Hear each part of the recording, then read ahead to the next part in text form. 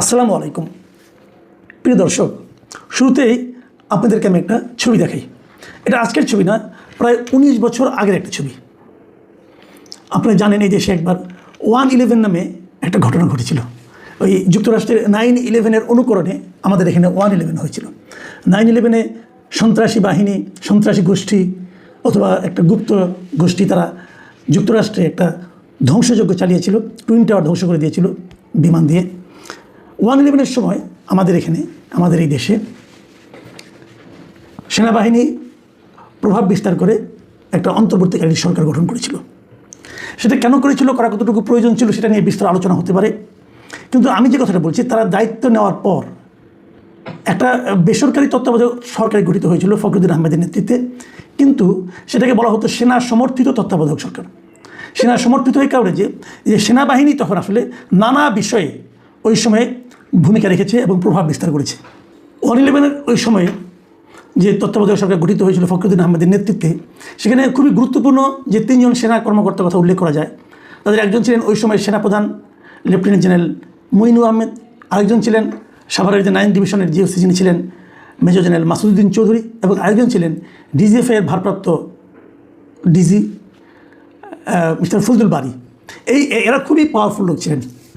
এই পাওয়ারফুল লোকগুলোর মধ্যে মাসুদুদ্দিন চৌধুরীর বিরুদ্ধে অভিযোগ ছিল যে ওই সময় উনি বিভিন্ন ব্যবসায়ীদের ধরে এনেছেন এবং রাজনীতিবিদদেরকে অ্যারেস্ট করেছেন, এবং বহুল আলোচিত যে -2 ফর্মুলা, সেটাও ওনার মাধ্যমে বাস্তবায়িত করার চেষ্টা করা হয়েছিল বলে বলা হয়ে থাকে।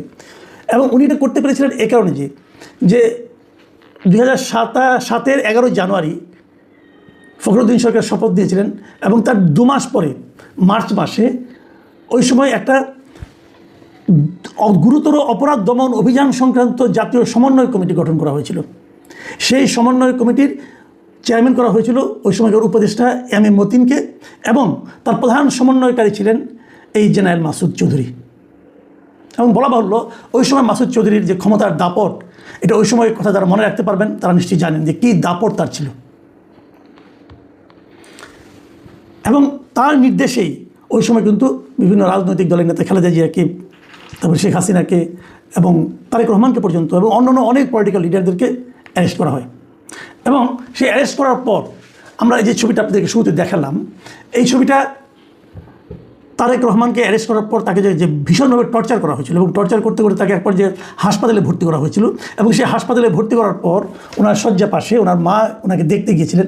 সেই সময়কার ছবি, একজন আহত সন্তানকে দেখতে তার মা গিয়ে, তার মায়ের কি অনুভূতি, সন্তানের কি অনুভূতি, তা কিন্তু এই ছবিটাতে ফুটে উঠেছে।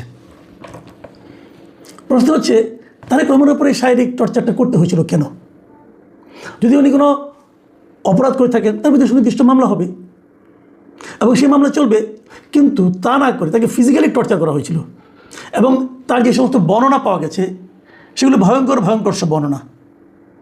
এগুলো আমরা পরবর্তী সময় নানা মুখে শুনেছি নানাভাবে। এবং তারও চেয়ে বড় কথা, সেই তারেক রহমানই কিন্তু আজকে আমাদের দেশের প্রধানমন্ত্রী, সরকার প্রধান। উনি নিশ্চয়ই ওনার স্মরণে আছে যে ওনার উপর কী কী টর্চার করা হয়েছিল, এবং বলা হয়েছিল এই সকল টর্চারের মূলে ছিলেন এই জনাব মাসুদ চৌধুরী। কেন উনি এটা কেন করেছিলেন? উনি কিন্তু সম্পর্কে তারেক রহমানের আত্মীয় হন, একেবারে অনাত্মীয় না, ওনার আত্মীয় হতেন উনি।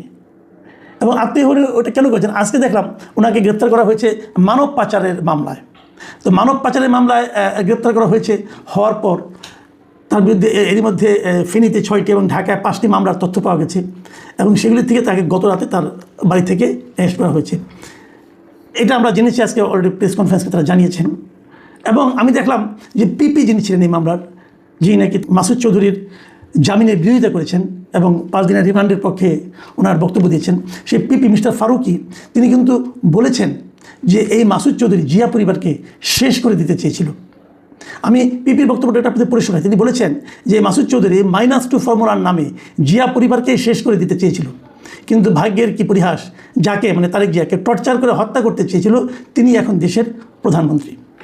তো তিনি যেটা বলেছেন এটা ঠিক আছে, কিন্তু আমার কথা হলো, যে কথার জন্য আমি এত তথ্য অবতারণা করছি, সেটা হলো যে মাসুদ চৌধুরীকে আপনি গ্রেপ্তার করবেন, তার বিরুদ্ধে মামলা দিবেন, মানব পাচারের মামলা, অর্থ আত্মসাতের মামলা, অর্থ পাচারের মামলা, সেগুলো দেন, উনি করে থাকেন, অবশ্যই দিবেন।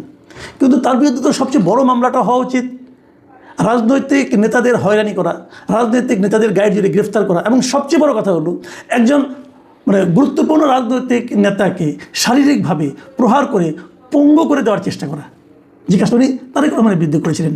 এটা কি অপরাধ নয়?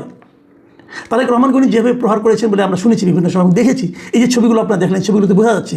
এটা কি আপনারা অপরাধ হিসেবে বিচার করছেন না? আমি এই জায়গাটাতে প্রশ্ন করতে চাই যে যার যা অপরাধ তাকে সেটা দিয়েই ধরুন, ছোট অপরাধ দিয়ে ধরার কোনো দরকার নেই, বড় অপরাধ দিয়ে ধরুন। অনেক সময় বলা হয় কি যে মামলা সাজাতে সময় লাগবে, তথ্য প্রমাণ সংগ্রহের সময় লাগবে, কাজে আপাতত ওটাতে ধরলাম, পরে অন্য মামলা সাজিয়ে তখন তাকে এগুলো আটকানো হবে। ভাই, এটা একটা খেলো যুক্তি। কারণ তারেক রহমান ক্ষমতা নিয়েছেন 1 মাসের বেশি সময় হয়ে গেছে, উনি দেশে ফিরেছেন তাও 3 মাসের বেশি সময় হয়ে গেছে। তো এর মধ্যে কি এই মামলার বিষয়গুলো নিয়ে কেউ কোনো আলোচনা করতে পারলো না, মামলা সাজাতে পারলো না, অথবা তথ্য প্রমাণ সংগ্রহ করতে পারলো না? পারা তো উচিত ছিল। আমরা দেখি যে একজন লোককে এমনি যেন তেন একটা মামলা দিয়ে ঢুকিয়ে দেওয়া হয়, ঢুকিয়ে দিয়ে তারপরে কী হয়, সেই মামলাতে এক সময় তেমন একটা সাজা হয় না। আমি একটা উদাহরণ দিয়ে বলি। আজকে দেখলাম একটা পত্রিকাকে নিউজ দেখলাম যে এই পুরান ঢাকার ক্যানিগঞ্জে বৈষম্যবিরোধী ছাত্র আন্দোলনের জিহাদ, যার বয়স 11 বছর, নামের এক কিশোরকে হত্যার অভিযোগে একটা মামলা হয়েছে, এবং সেই মামলায় শেখ হাসিনা সহ 124 জনকে আসামি করা হয়েছিল। এবং সেই মামলায় গত বৃহস্পতিবার যে তদন্তকারী কর্মকর্তা ছিল, তিনি এটার ফাইনাল রিপোর্ট দিয়েছেন। ফাইনাল রিপোর্ট মানে উনি কারো কোনো দোষ পান নাই। কেন পান নাই? পান নাই এই কারণে, ওই জিহাদ নামক ছেলে সে মারাই যায়নি। এখন সে মারা না যাওয়াতে সে আহত হয়েছিল, কিন্তু সে মারা গেছে এই কথা বলে মামলা হয়েছিল। এবং সেই মামলায় শেখ হাসিনা সহ 124 জনকে আসামি করা হয়েছিল। শেখ হাসিনা তো দেশের বাইরে, বাট এই 124 জনের মধ্যে কতজনকে এর মধ্যে গ্রেফতার করা হয়েছে, এবং গ্রেফতার করার পর তাদেরকে টর্চার করা হয়েছে, তাদেরকে নানা ধরনের ভোগান্তি শিকার হতে হয়েছে, তাদেরকে নানা ধরনের টাকা পয়সা তাদের কাছ থেকে নেওয়া হয়েছে টর্চার কম করবে এই কথা বলে। এগুলি কি হয়নি? হয়েছে। তো এর জন্য দায়িত্বে থাকবে। তাহলে কি এই মামলার বাদীকে ডেকে আনা হবে, তুমি কেন এই মামলা করলা? কিছু হবে না। যে পুলিশ এই লোকগুলিকে টর্চার করেছে তার বিরুদ্ধে কোনো অ্যাকশন হবে? তাও তো হবে না।